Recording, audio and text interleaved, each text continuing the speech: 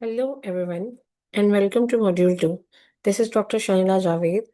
Today's session is called Healthcare System Overview, comparing global models, delivery mechanics, and entrepreneurial friction for next generation medical leaders. This is part of the Masters in Medical Entrepreneurship program in our foundation semester. By the end of this session, you will have a working mental map of how healthcare systems are financed and organized around the world. And more importantly, where reflections in those systems create openings for entrepreneurs like you. Let's get started.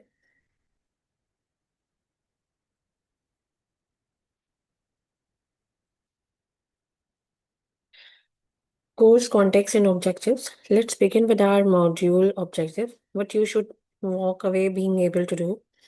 There are four learning outcomes for this module. First, deconstruct global archetype. You will able to evaluate how different countries fund and organize healthcare delivery across primary, secondary, and tertiary levels. Second, critic delivery systems. We are going to build a rigorous framework together when you can use to identify system level bottlenecks, structural inequities, and inefficiencies, not just describe them. Third, examine case studies.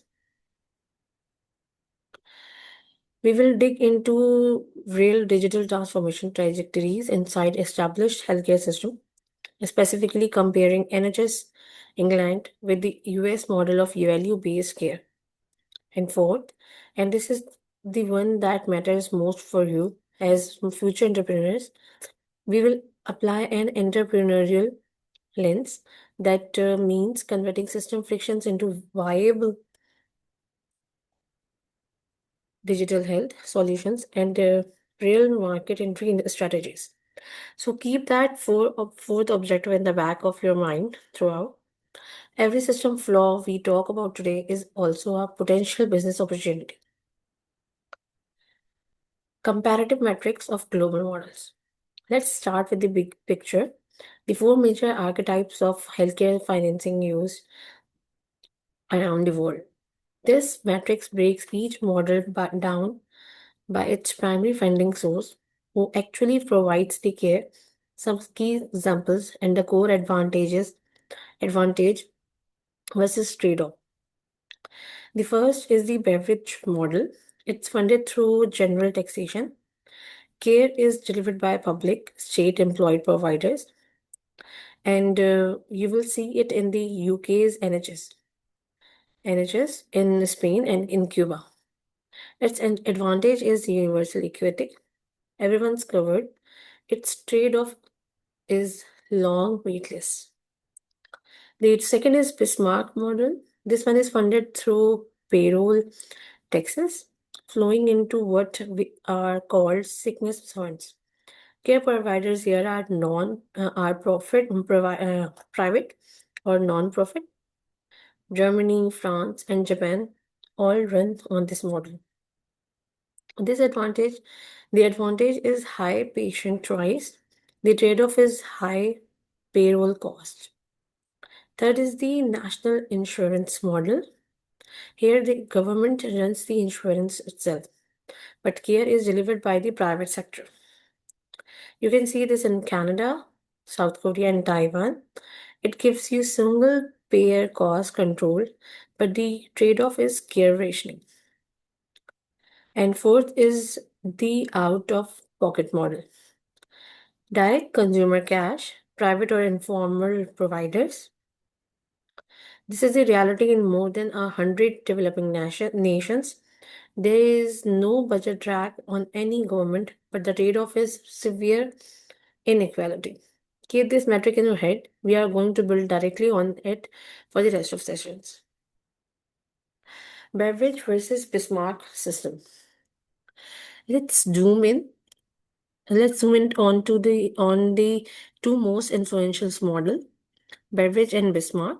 The Bismarck framework is named after Lord William Beveridge. Under this model, healthcare is treated as a public utility.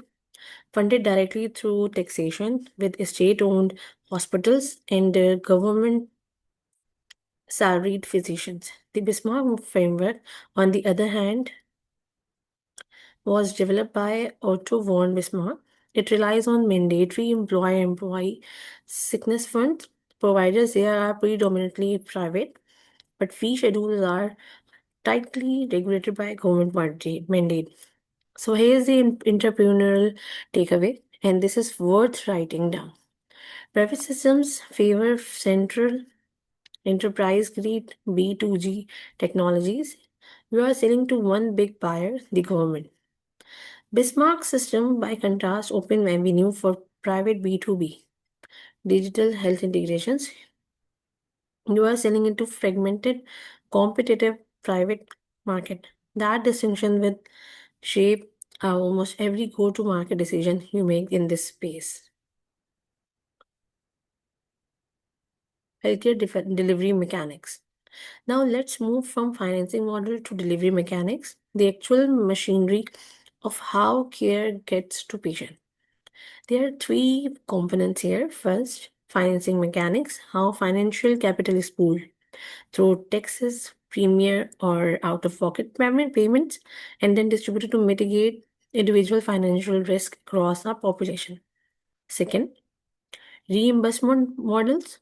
We are seeing a global shift away from fee for service, where providers get paid per procedure toward capitation, toward diagnosis related groups or DRGs, and toward value based care bundles contrast, where providers are paid for outcomes, not volume. Third, care infrastructure is structuring patient pathways from primary care gatekeepers up to up through specialized tertiary hubs, and now increasingly decentralizing back out into home-based care. Together, these mechanics determine how money moves, how providers are incentivized, and where patients usually receive treatments. Case study: UK NHS Modernization. Let's ground this in real case study, the UK's National Health Service. The NHS represents a classic Beveridge single payer system, providing free universal access at the point of care. But it has been without serious restraint. The digital challenge here has been significant. Aging infrastructure and workforce shortages led to severe surgical backlogs, and legacy IT systems created fragmented patient record scattered across different NHS trusts. In response, we have seen a real digital transformation. NHS Digital introduced centralized API standards, integrated the NHS app for patients, and rolled out remote monitoring wards to triage high risk chronic patients before they need to be hospitalized. This is a great example of a legacy beverage system trying to modernize under real operational pressure, and it's a case worth studying closely if you are thinking about entering public health system. US market and value-based care. Now let's cross the Atlantic and look at the US, a very different animal. The US operates a hybrid multi-payer system. It combines private employer insurance, Medicare for the elderly, Medicaid for low-income populations, and VA, which actually runs on a beverage style model internally. Here is a number to remember: 17.3%. That's the share of US GDP spent on healthcare, the highest in the world by a wide margin. That level of expenditure is driving a major shift towards value based care, or VBC, moving from paying for volume to paying for outcomes. Entrepreneurs in this space are leveraging risk bearing accountable care organization, or ACOs, to monetize preventative technology, essentially getting paid for keeping people healthy, not just for treating them once they are sick. Delivery system evaluation criteria. So now that we have looked at these several systems, how do we actually evaluate them side by side? This is where we introduce a formal framework. When critiquing healthcare system, medical entrepreneurs use the WHO performance metrics to identify structural bottlenecks. It breaks down into three criteria. One, access and equity. Second, quality and safety. Third, efficiency and cost. Access and equity. Are services universally available without causing catastrophic household expenditure for the people using them? Second, quality and safety. Do clinical outcomes actually meet international evidence based standards? Three, efficiency and cost. What percentage of revenue is being absorbed by administrative burden versus what's actually reaching patient care? Use this three-part framework anytime you are evaluating a health system, or frankly, anytime you are evaluating whether a new venture is actually solving a real problem within one. Healthcare expenditure as percent of GDP. Here's a critical point, and it's one that surprises a lot of people. Higher spending doesn't automatically correlate with better population outcome. Spending more is not seen as spending well. Case in point, administrative friction alone accounts for roughly 30% of the total US health expenditure. That's nearly a third of all health spending going not to treatment, not to prevention, but to administrative overhead. For entrepreneurs, that 30% isn't just a static, it's a massive addressable market for anything that reduces administrative friction. Digital health system levelers.